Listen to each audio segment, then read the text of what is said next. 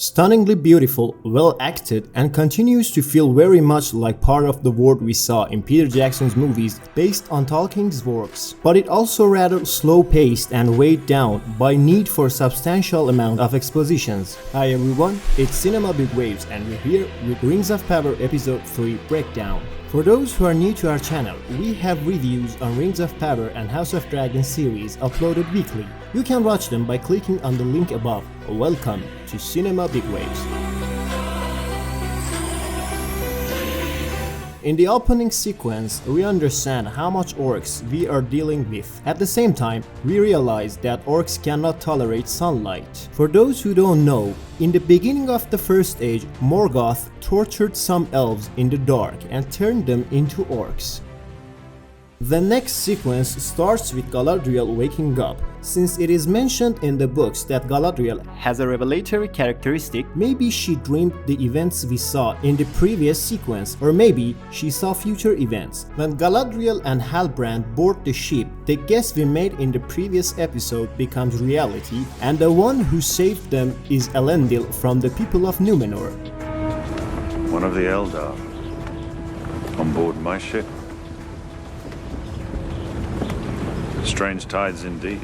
Next, we see the Land of Numenor, which is the kingdom occupying a large island to the west of Middle-earth. The island of Numenor was raised from the sea as a gift from the Valar to Edain, the fathers of men who had stood with the elves of Beleriand against Morgoth in the wars of the First Age. The statue that we see in Numenor is probably the statue of Elros, the founder of Numenor, which is reminiscent of Argonauts, who were built on both sides of the river in Lord of the Rings trilogy, which is actually a statue of Isildur and Elendil. Who gets to escort her back? Looking for a promotion, cadet. Color of clothes and decorations of Numenor is golden and blue, which is reminiscent of the ancient civilization of Babylon and especially the Ishtar Gate. Probably, Numenor is a metaphor for Babylon. Designers wanted to relate these two civilizations and cultures. The shape of the building in front of the Palace of Numenor looks a lot like Minas Tirith in the Lord of the Rings trilogy, and the creators refer that the same people built the Minas Tirith later and follow the same pattern.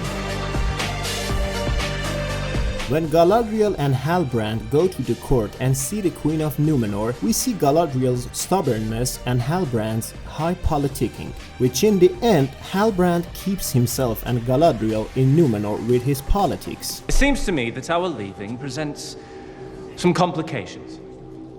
Perhaps it'd be better if we stay long enough, good Queen, to give you and your advisors adequate time to weigh our request. In this point of the story, Elendil is a simple captain and his son Isildur is a young man who likes to sail. And probably in the rest of the series, we are going to see how Elendil becomes the greatest king of Middle-earth. Next, we join Isildur, whose name is being whispered by a strange voice that could be one of the Valars.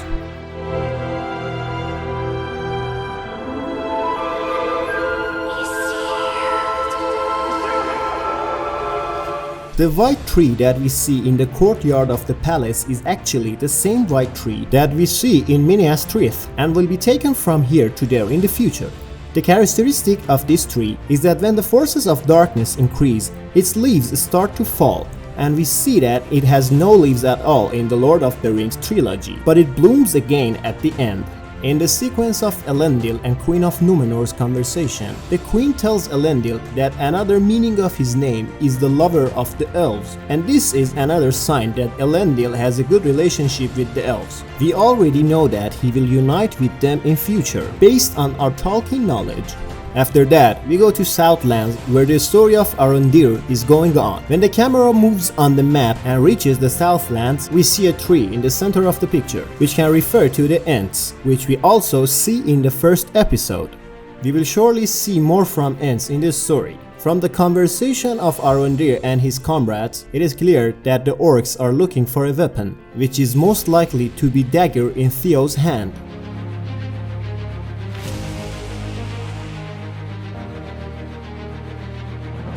Arondir is a superior elf And in this point becomes clearer for us when he agrees to cut down the tree, because the other elves would not do such thing. This case is very effective in the viewer's understanding of character, and it is easier to comprehend how he fell in love with a human. In the sequence where Galadriel comes to the old painting in the Hall of Knowledge, we see Elros and Elrond together in the painting. Elros and Elrond were brothers that Ilúvatar gives them the choice to be immortal or mortal. Edo Ilúvatar is the overcharging protagonist in J.R.R. Tolkien's Middle-earth Legendarium. Elrond chooses to remain an elf and immortal, but Elros chooses immortal life, and eventually he became the head of the kingdom of Numenor and great ancestor of Aragorn. In the conversation between Halbrand and Galadriel in the prison, it can be said that Halbrand shares a similar background to Aragorn. His ancestors were allied with Morgoth and were destroyed. He is the rightful king of Southlands, but he's running away from it because he does not see himself worthy to rule people and has doubts. According to trailers, it can be concluded that Halbrand and Galadriel will unite together in future.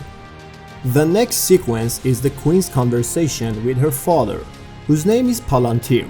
Palantir was actually the name of Sauron's indestructible crystal ball in the Lord of the Rings trilogy, which was used for communication and to see events in other parts of Arda. Now, either Miriel's father is the one who has one of those balls, or for some reason he himself became the ball. In the final sequence, by showing Arondir's strength and fighting skills, the creators want to compare him with Legolas and remind us of him. The dub in the final sequence is poorly designed, and this is the place that the weakness of special effects is recognizable. A little more is expected from a series with that budget. In the final scene, we see Adar in faded form. Adar's character is not in the book. There are two theories.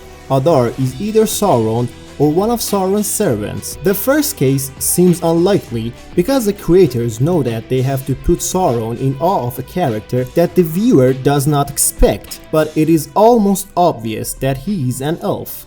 This part started with the name of Adar and ended with Adar itself. Now, we have to wait to see who exactly Adar is in the next episodes. So write us in the comment section whether you think Adar is Sauron or someone else, and what other things that you think we missed. As always, thanks for watching.